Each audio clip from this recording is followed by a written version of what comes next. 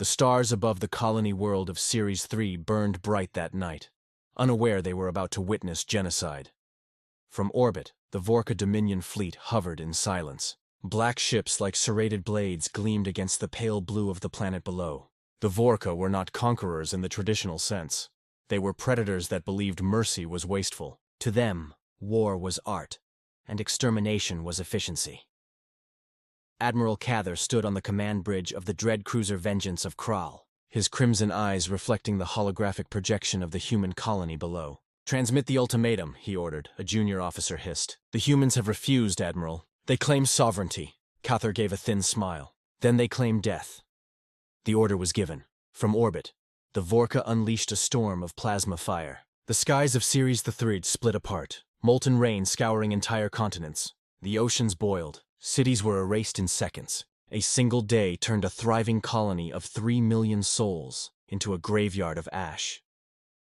Cather watched in satisfaction as the last human transmission flickered out. "Primitive," he murmured. "They still build with stone and pride. Both crumble easily." The fleet turned away from the dying world, leaving behind nothing but glass and ghosts. To them, it was over. To humanity, it had just begun. The arrogance of the victors. The Vorka Dominion celebrated the massacre as a lesson to the galaxy. In the Hall of Triumph on their capital world, Cather stood before the Dominion Council. The assembled warlords applauded as footage of Series III's destruction played on colossal displays. Human screams turned to static, continents cracking open, flames blooming like flowers. "Our enemies will learn their place," Cather proclaimed. The humans were warned. They refused tribute. They defied our claim to their territory. "Now their dust feeds our pride." The chamber erupted in hissing laughter. "Do they still exist as a people?" asked one noble. "Barely," Cather sneered. "Their colonies are scattered, their fleets insignificant. They are soft, sentimental creatures who worship peace. They lack the will for vengeance." Another chuckled. "Let them send their protests to the Galactic Council. Words cannot reach us through the ashes." And so the Dominion feasted. They toasted to victory, their arrogance echoing through the stars. Meanwhile, across the galaxy, the surviving human colonies received the transmission of Series III's final moments. Mothers watched their children vaporized. Soldiers watched civilians burned alive, and across every screen, the Vorka Admiral's final message played. Humanity is finished. They believed Earth would cower. They believed wrong. The silence before the storm, the galaxy waited for the humans to speak.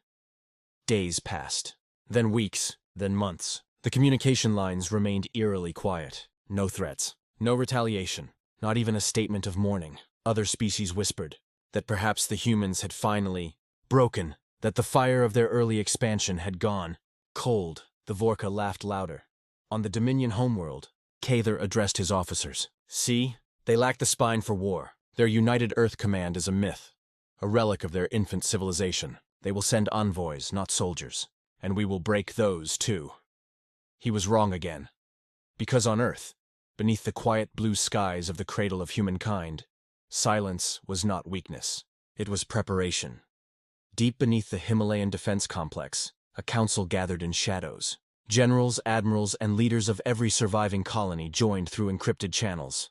Admiral Reiko Tanaka of the Sol Defense Fleet stood at the center. Her voice was calm, yet the steel beneath it could cut through planets. "They murdered 3 million of our own," she said. "They burned children alive and broadcasted their screams. They think we will kneel. They think we will forgive. They are mistaken." Across the room, a single word flickered on the holo display. Retaliation. Earth's shipyards roared to life. Engines that had slept for decades ignited again.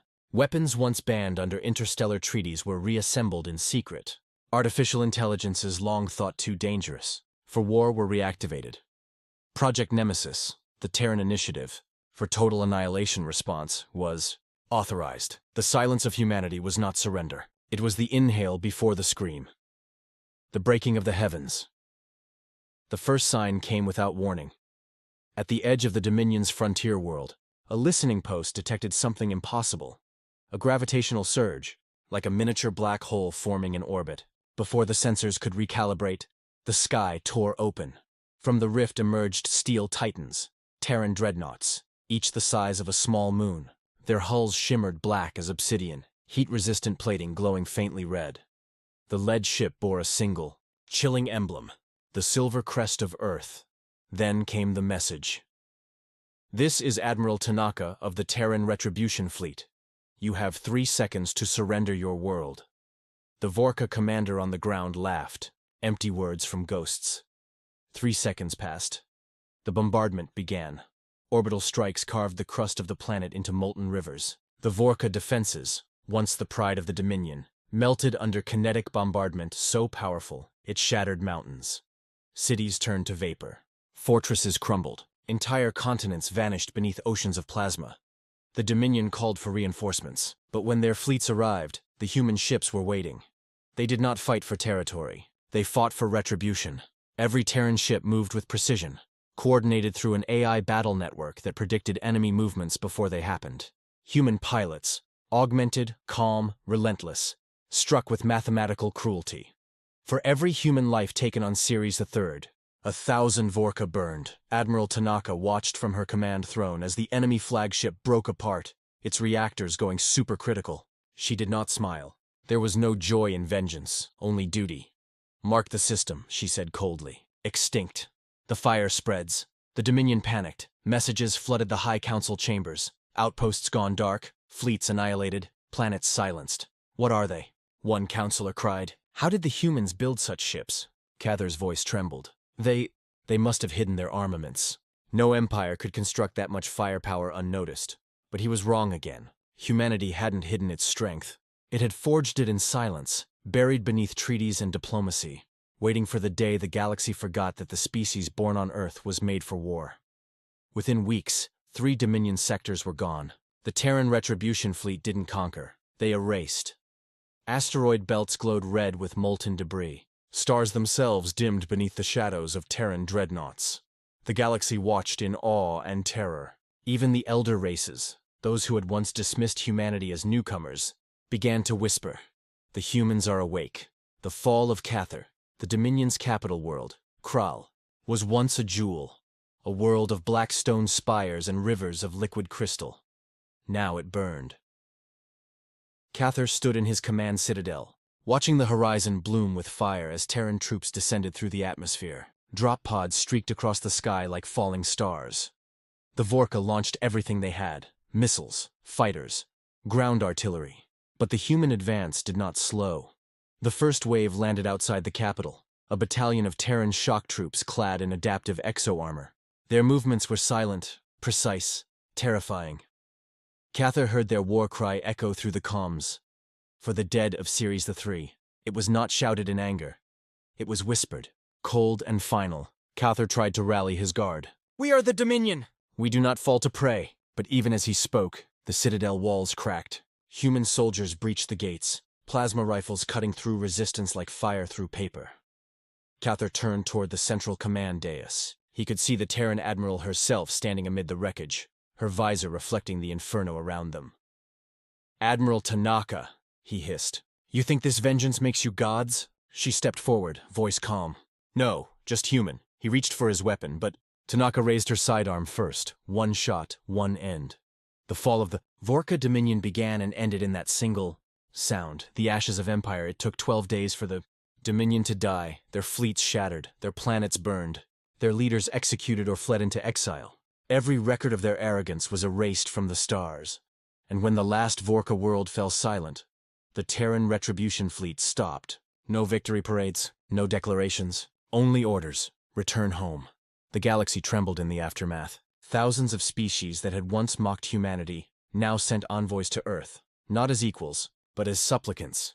The Galactic Council convened an emergency session to discuss Terran aggression, but none dared accuse openly. Not after what they had seen. Instead, they issued a single new decree, unanimous and unchallenged. No world shall ever strike first against the Terran Republic. Whispers followed in the halls of power. The humans do not wage wars, they end them. The silence. After the storm years later, when the fires of vengeance had cooled and the stars seemed peaceful once more, a trader ship drifted near the ruins of Kral. Among the molten plains, the remnants of the Vorka citadel still stood, blackened and silent. The crew scanned for life, but found none. Just endless ash. One of them, A young alien from a distant world asked softly, "What happened here?" The captain, old enough to remember the war, answered quietly, "They wanted war with Earth." The young one frowned. "And Earth gave them war?" The captain's eyes darkened. "No. Earth gave them an ending." For in that silence, among the dead stars and shattered worlds, the truth lingered like a scar across the galaxy's heart. Humanity's vengeance was not fury. It was justice wrapped in steel, delivered without mercy, and remembered for eternity. And every species knew, deep down, carved into their history and their fear, that if ever they crossed that line again, if they ever harmed Earth or its kin, they would not face an army. They would face extinction. Epilogue. The lesson of fire generations later. On a new world settled by the descendants of Ceres III, school children would visit a monument that bore no names, just a single engraving, weathered and cold. "We do not start wars, but when they come for us, we finish them." Above that world, Earth's flag fluttered beneath twin suns, and the people lived in peace. Not because the galaxy was kind, but because it remembered. The aliens had wanted war, and in the end, they met their ending.